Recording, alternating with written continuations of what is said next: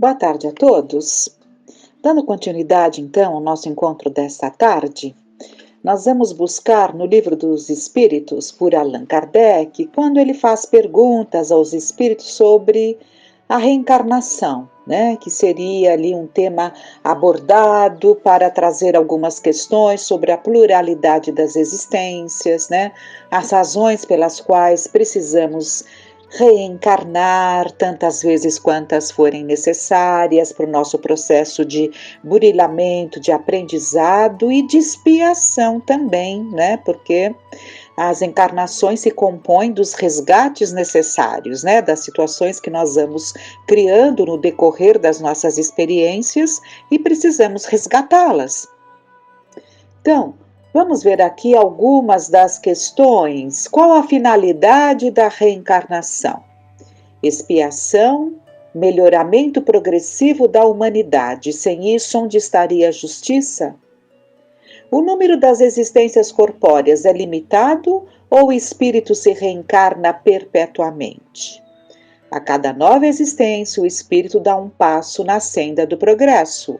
Quando se despojou de todas as impurezas, não precisa mais das provas da vida corpórea. O número das encarnações é o mesmo para todos os espíritos em geral? Não. Aquele que avança rapidamente se poupa das provas. Não obstante, as encarnações sucessivas são sempre muito numerosas, porque o progresso é quase infinito. Então, mesmo aqueles espíritos que caminham a passos mais firmes, mais decididos, cometendo menos erros, se comprometendo menos nas encarnações, portanto, deslanchando de uma forma muito mais segura no seu processo de crescimento, mesmo esses têm ali muitas encarnações, porque o progresso, o crescimento necessita das experiências na carne, né? Então, de qualquer forma, são muitas as encarnações. E para puxar ali, completarmos, né, trazermos para a nossa reflexão, para o nosso estudo, nós vamos ver num livro Chico Xavier Pede Licença, que foi a pedido de Emmanuel, e são comunicações ali de vários espíritos que vieram através da mediunidade do Chico Xavier, e juntamente com uma análise sobre o tema do Herculano Pires. Então nós vamos ver uma das páginas de Emmanuel, Provas e Bênçãos. Esforçando-te por superar dificuldades e contratempos nas áreas da reencarnação, recorda o patrimônio das bênçãos de que dispões, a fim de que os dissabores e empeços educativos da existência não te sufoquem as possibilidades de trabalhar e de auxiliar. O que ele está colocando aqui é que não há como fugirmos às provas. Então, toda encarnação ela é composta por situações, por grandes desafios, por situações dolorosas, sim, né? De provas que nos chegam, de situações difíceis que surgem em nossas vidas, se não diretamente conosco, mas com algum afeto querido, e assim a vida vai se compondo com esses desafios, com essas lutas que são em nosso benefício. Mas é preciso que estejamos atentos às bênçãos, como Emmanuel nos coloca, porque se nós não estivermos atentos às bênçãos, aquilo de bom que Deus coloca em nosso caminho, as próprias potencialidades que trazemos e como lidar com elas, com certeza nós seremos sufocados pelos dissabores e empeços educativos da existência, como coloca Emmanuel. E ele continua: atravessa as incompreensões e tribulações em família, entretanto possui saúde relativa e recursos, ainda que mínimos, para vencê-las construtivamente até que se extingam de todo. Então é um alerta, é um olhar para percebermos as possibilidades, os recursos que temos em mãos. Vivenciamos situações de incompreensões, de desentendimentos familiares, tribulações, mas sempre teremos ou uma saúde relativa, ou recursos tais que nos auxiliem a lidarmos com essas questões, sempre teremos formas de compensação para que consigamos nos sair bem na encarnação. Sofres com os entraves do parente difícil? Todavia guardas contigo a luz da compreensão, de modo a ajudá-lo a solver os conflitos e inibições de que se sente objeto, né? Então, se temos ali aquele parente difícil, que pode estar dentro do nosso lar, como numa parentela mais próxima, mas temos a bênção de conquistarmos a compreensão, de entendermos essas situações e ajudarmos esse parente difícil a solver os conflitos e inibições que ele encontra, né? Porque muitas vezes lidamos com questões delicadas junto ali dos nossos, e é preciso que haja todo um entendimento, um amor para conseguirmos entender aqueles conflitos que fazem com que aquele familiar, aquele afeto seja mais entregue às dores, mais entregue às próprias angústias, tenha medo de enfrentar a vida, tenha medo de passar por situações, viva conflitos emocionais, ou traga deformidades graves de caráter. São todas situações que estão ali expostas quantas vezes nas nossas vidas, mas nós temos que ter a luz da compreensão para ajudar a esse parente, né, a solver os conflitos e inibições de que se sente objeto. Trabalhas afanosamente na proteção econômica indispensável a vários entes queridos, mas não te escasseiam energias e oportunidades de serviço a fim de ampará-los até que te possam dispensar o concurso mais intenso. Então, quantas vezes temos as fases mais difíceis em que é exigido de nós, né, muito dispêndio econômico, né? Ali na criação dos filhos, depois é aquele filho que tem mais dificuldade para se colocar, para enfrentar uma vida de adulto, de trabalho, ou é aquele familiar que não se adapta aos empregos, às oportunidades, enfim, mas temos que perceber essa energia que temos para lidar com essas situações, aguardando o tempo que, evidentemente, esse familiar estará mais pronto, dispensando o nosso concurso mais intenso. Respondes por determinadas tarefas de socorro material e espiritual em benefício de muitos e, em muitas circunstâncias, sentes a presença da exaustão.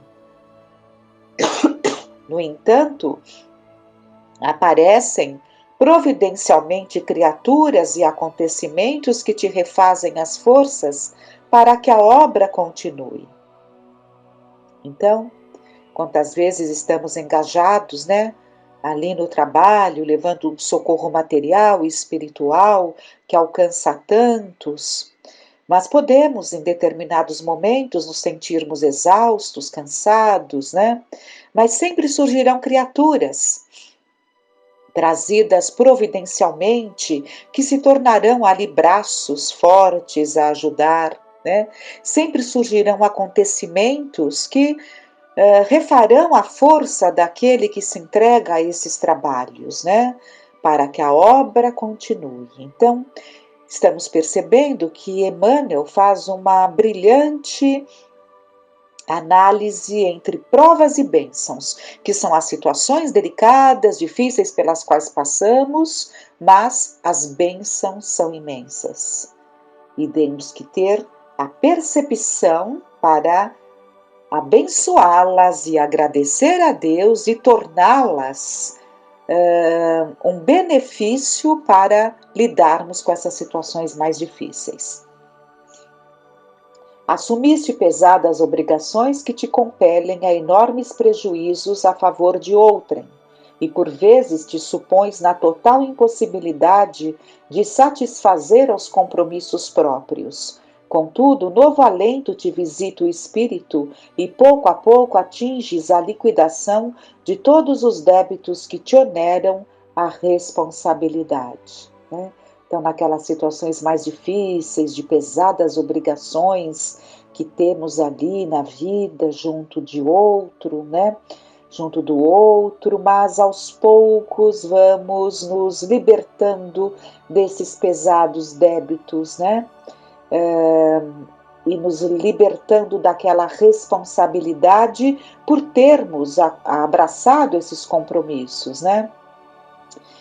Mesmo ali nos vendo em alguns momentos na impossibilidade de se satisfazer aos compromissos próprios, então deixando de olhar para nós, de fazermos coisas que gostaríamos, mas essas questões vão sendo aliviadas com o tempo, desde que façamos com amor, no cumprimento dos nossos deveres, e os dias passam e as situações vão se encaixando, e teremos sim condições depois mais favoráveis para conseguirmos sentir que não nos pesa tanto aquele compromisso.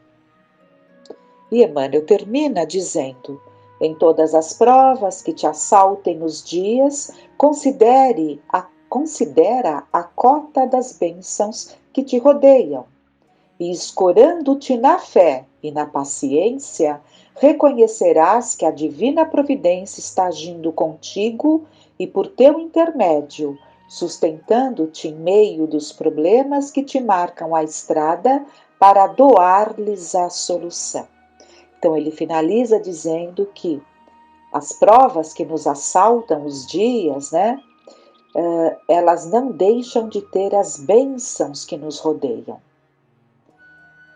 E essas bênçãos, elas vêm justamente para nos encorajar na fé e na paciência, e para reconhecermos que a divina providência está agindo com cada um, né, com cada um de nós, através de nós e nos sustentando para que consigamos dar conta de todas essas questões que fazem parte das nossas lutas, junto de todos esses que contam com a nossa força, a nossa coragem, a nossa determinação. E se tivermos esse olhar mais atento às bênçãos, conseguiremos lidar com todos esses entraves com muito mais facilidade. E o Herculano Pires, o professor Herculano Pires, ele faz uma matéria baseada nesse ensinamento de Emmanuel, financiamento espiritual. A reencarnação é uma espécie de empreendimento a que o espírito se abalança no mundo. Ao deixar o plano espiritual para voltar à Terra, ele já tem em mente o seu programa.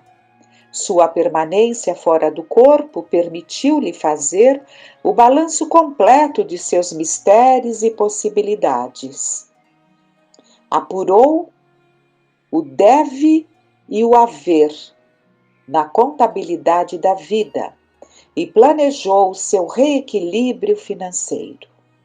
Vem para a Terra com certos recursos para os investimentos necessários. Dispõe das moedas da compreensão, da esperança, da resignação, do discernimento, da coragem, da fé e da paciência. São os recursos da experiência anterior amealhados no banco da consciência. Mas nem sempre, na voragem das transações humanas, os recursos próprios são suficientes. Há momentos em que parece impossível cambiar as moedas espirituais pelas moedas terrenas. Os desajustes e as incompreensões no lar, os desacertos na profissão, a incompreensão dos amigos e a ganância dos companheiros, a ambição e a frieza dos corações superam de muito a resistência do espírito. É então que ele precisa recorrer ao banco da consciência, escudado na fé e na paciência, para obter financiamento espiritual. Muito interessante essa colocação que o professor Herculano Pires nos traz, assinando como irmão Saulo, né, nos jornais que ele escrevia, e nos dizendo que há momentos muito difíceis na vida, né? Incompreensões no lar, desajustes, desacertos na profissão. Os amigos, quantas vezes, né? Sofremos a incompreensão deles, o afastamento, a frieza, né? A ganância de quantos, ambição, frieza nos corações daqueles que deveriam estar ali nos ajudando, nos encorajando, né? E, no entanto, muitas vezes estão agindo de forma a nos prejudicar. Então, tantas situações que a vida nos traz, e ele coloca que fica difícil realmente recorrer a essas moedas espirituais que nós temos, né? Recorrer ali à paciência, ao discernimento, à confiança, todos esses recursos que não nos faltam, desde que recorramos ao banco da consciência, mas precisa ser escudado na fé e na paciência. E às vezes isso nos falta, e é quando a vida se complica porque deixamos de saber lidar com essas questões, portanto elas se tornam muito mais graves, muito mais pesadas. Emmanuel coloca, diz o irmão Saulo, esse problema na mensagem Estudo, advertindo-nos de que tudo depende de nós mesmos. Nossos próprios recursos, embora mínimos, respondem pelo crédito de que necessitamos. Basta recorrer aos depósitos de fé e paciência que trazemos em nós para que tudo se solucione. Não há necessidade de endossantes terrenos. A economia divina funciona acionada pelos mecanismos internos do espírito. Por isso mesmo, não há o perigo da recusa por parte de banqueiros da terra. Assim sendo, não pode haver desespero por parte do espírito necessitado. A fé e a paciência são as grandes molas que nos sustentam e nos impulsionam na execução de nossos compromissos espirituais. Basta examinarmos a conta corrente do nosso dia a dia para vermos quantos créditos eventuais nos foram abertos de surpresa nas horas mais amargas. São as bênçãos que amenizam as provas no empreendimento da reencarnação. Belíssima análise e a ordem, né, de todas essas considerações que nos trazem Emmanuel, que nos trazem o professor Herculano Pires, é a fé e a paciência. Então, é buscar esses recursos que não nos faltam, porque estão para todos nós, estão a favor de todos nós. São recursos oferecidos, recursos abençoados oferecidos a cada um de nós. Que busquemos essa economia, essa forma de lidar com as nossas vidas, né? Recorrendo a esses empréstimos abençoados, né? Esses empréstimos que são depositados em nosso favor, mas nascidos da nossa poupança, dos nossos recursos. Fé e paciência não se dá, fé e paciência se conquista, então é preciso que economizemos, ou seja, construamos em nós essa fé, essa paciência, e esses recursos nunca nos faltarão, porque as bênçãos jorram sobre todos nós.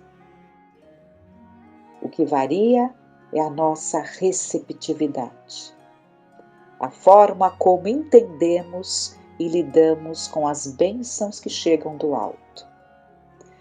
Com muita gratidão no coração, agradecendo ao Pai por mais esses momentos juntos, que fiquemos em paz.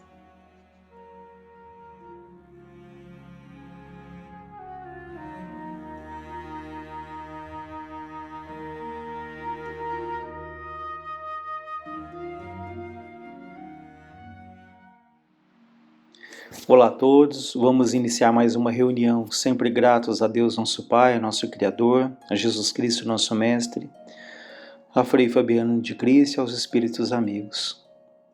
Pedindo por todos os que sofrem do corpo e da alma, por obsessores, obsidiadas, por todos os suicidas, pelos que pensam em suicídio, e sempre pedindo a Deus que jamais nos falte o bom ânimo, a confiança e a certeza de tanto amparo, de tanta assistência.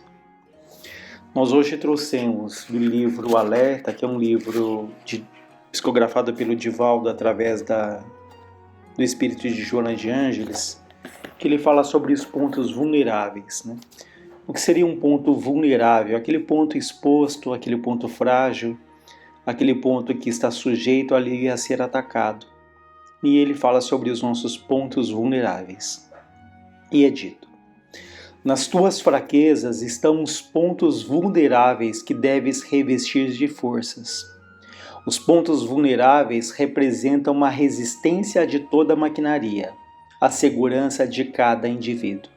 Então veja um relógio, por exemplo, ele tem ali todo um sistema complexo, mas se uma única peça ali ela está desregulada, ela está quebrada, isso impede o funcionamento de todo o conjunto. Por isso é que ele diz que esses pontos vulneráveis, aqueles que estão sujeitos ali a uma avaria, a um desgaste, eles representam uma resistência de qualquer máquina, né? A segurança, humanamente falando, de qualquer indivíduo.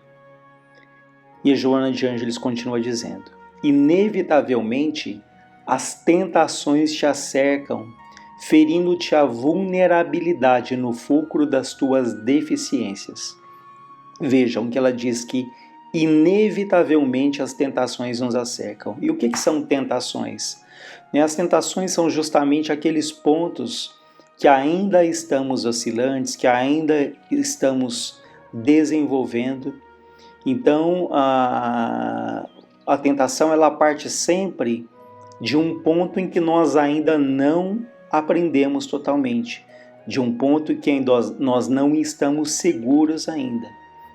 Então, há toda uma influência que pode sim existir de espíritos nesse sentido, mas eles vão ali nos atingir justamente nesses pontos. Eles vão nos tentar naquilo que ainda nós não dominamos completamente.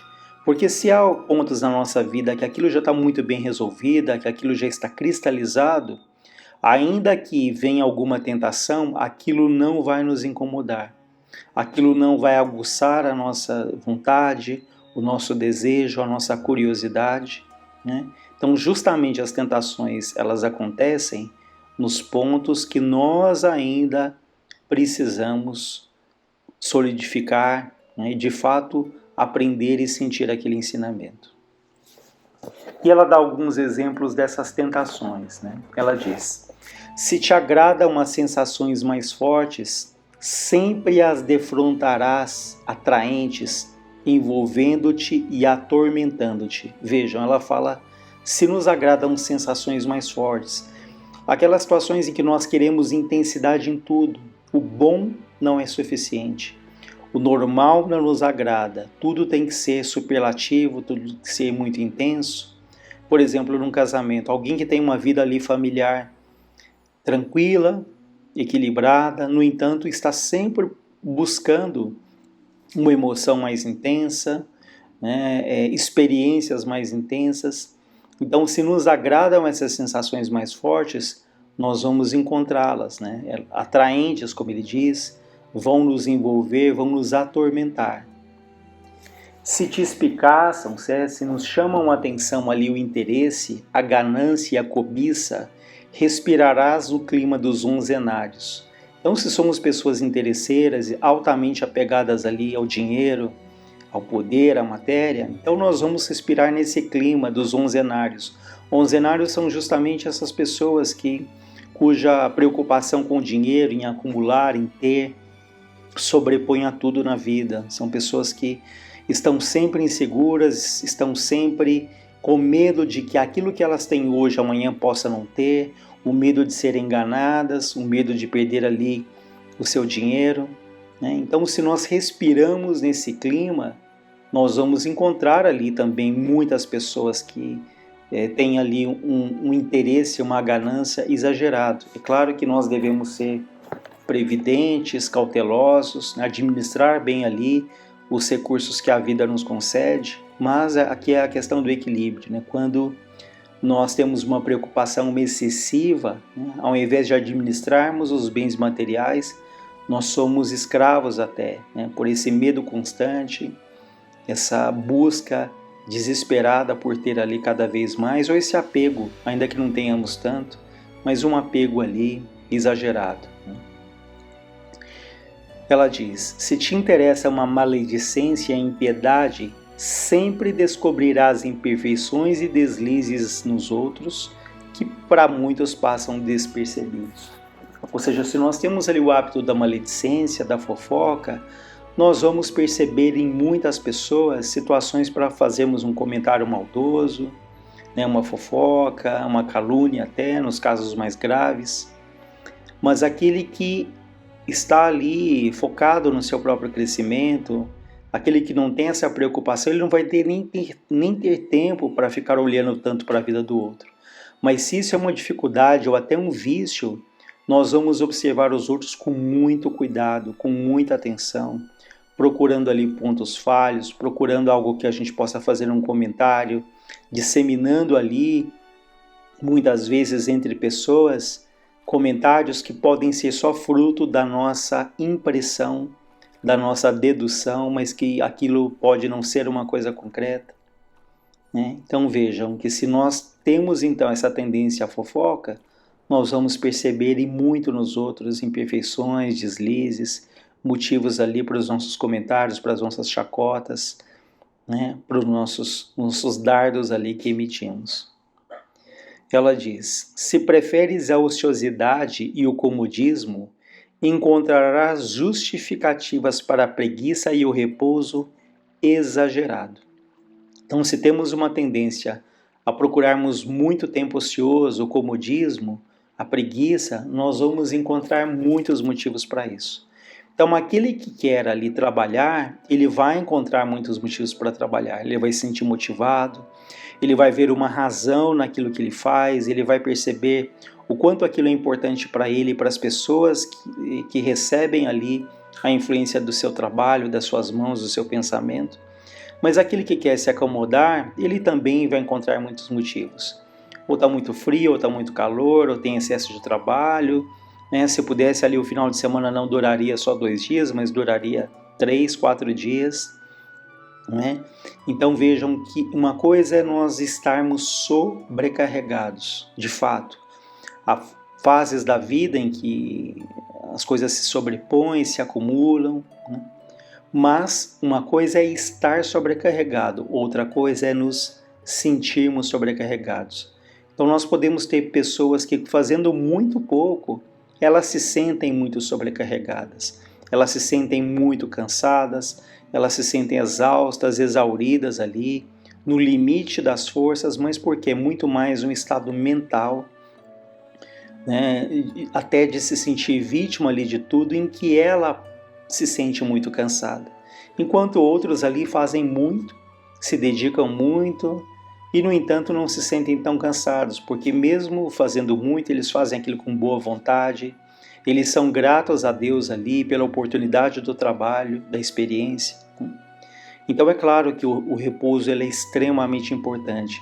Assim como nós temos que aprender a trabalhar bem, nós temos que aprender a repousar bem, né? Mas em tudo é o equilíbrio, né? Então esse repouso exagerado, ele é preocupante, ele é prejudicial, né? Nós podemos às vezes dormir o final de semana inteiro, e acordarmos ali na segunda-feira.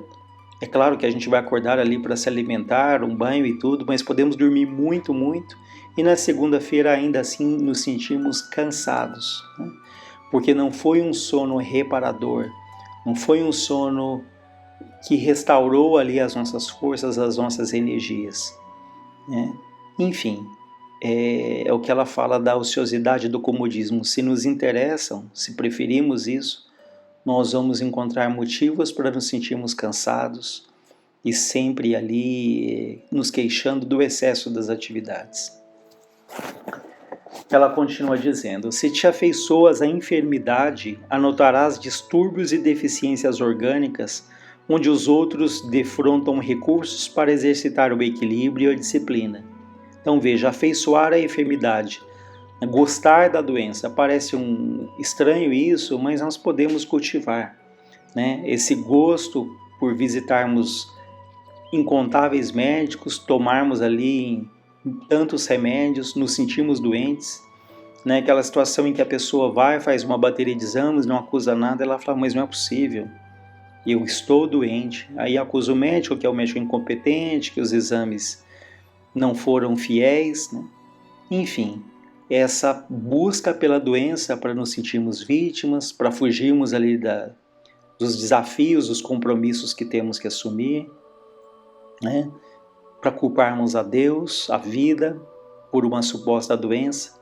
E nesse processo de afeiçoar a doença, nós de fato podemos ficar doentes, porque esse estado mental de derrotismo, de abandono de si próprio, isso vai ali criando também lesões nas próprias células do espírito e nas células físicas também. Então vejam que, claro, na doença nós temos a obrigação de nos tratarmos, de procurarmos a saúde, né? Mas o cuidado para que isso não seja ali um exagero, para que a gente não fique buscando a doença até como uma fuga, para que ninguém nos cobre nada, para que nós possamos nos isentar das lutas, das atividades que a vida nos aguarda. Ela diz: cada espírito é colocado onde lhe cumpre progredir, vinculado aos recursos de que necessita para superar-se e reparar os compromissos infelizes do passado. Vejam que interessante. Cada um está sendo colocado onde deve, né, para o seu próprio aprendizado. Ouvimos às vezes as pessoas falando, eu nasci no planeta errado, na família errada, eu estou no local errado. Não, nós somos colocados onde há necessidades, onde há aprendizados, onde há alegrias, mas igualmente também aos desafios, às tristezas, com o objetivo de desenvolver ali as nossas potencialidades, às vezes latentes, adormecidas, que precisam do nosso impulso, da nossa boa vontade, da nossa coragem, para que nós possamos pouco a pouco descobrir em nós essa força até então desconhecida, porque podemos fugir muito tempo, mas chega um momento em que nós somos obrigados, até pela bondade de Deus, a nos depararmos com essas lutas e vencermos e caminharmos ali mais rapidamente. A reencarnação, ela traz o aprendiz de volta à experiência malograda, né? Então, a nova existência aqui na Terra nos traz ali como aprendizes as experiências que foram fracassadas, a fim de que se fixem os valores positivos. Vejam, o objetivo desses desafios é fixar em nós os valores positivos, não sermos vencidos pelas provas, mas vencermos as nossas lutas. Tendências e aptidões boas e más ressumam, né, têm a sua origem no pretérito espiritual. Então as nossas tendências e aptidões, as nossas qualidades ou as nossas dificuldades, elas têm a sua origem no passado, que estão gravadas no nosso corpo espiritual, né? Mas nós renascemos com isso gravado, como ela diz, a fim de serem aprimoradas, tornando-se valiosas conquistas que impulsionam ao progresso e à paz. Então há hábitos que nós cultivamos durante muitas existências, hábitos difíceis, como por exemplo esses que ela relacionou, às vezes o apego ali exagerado ali ao dinheiro, ao poder, a maledicência, a preguiça, Então, se nós alimentamos esses hábitos durante muitas encarnações, é muito natural que nessa agora, a vida nos exija ali uma energia, um esforço para tomarmos outras atitudes, mudarmos esse padrão mental que nós alimentamos, né? Mas sempre o que ela reforça aqui, o objetivo é que se fixe em nós os valores positivos. A tua segurança interior, ela diz, depende da tua inclinação e preferência, cabendo-te a tarefa de renovar as forças, vigiar as fraquezas que se transformam com o tempo em equilíbrio e vigor. Então a nossa segurança vai depender muito da nossa inclinação, da nossa preferência, das nossas escolhas. E é interessante que nós podemos ter ali durante a vida uma série de pontos bons, positivos, mas às vezes um ponto que é ali para desenvolver, algum ponto ali que é uma verdadeira tentação, ele pode colocar a nossa existência ali em situação bastante difícil, né? Nós vemos, por exemplo, a questão de um vício, de uma dependência química. Quantas vezes a família fala que é uma pessoa de um coração enorme, uma pessoa extremamente bondosa, um bom pai, um bom filho, um bom marido. No entanto, quando se deixa levar pela dependência, se envolve em uma série de situações difíceis, né? Prejudicando a vida espiritual, emocional, o próprio corpo físico, que vai sendo danificado ali pelo vício. Enfim, às vezes foi um ponto só, mas aquele ponto é esse ponto vulnerável, aquele ponto que pode comprometer o restante.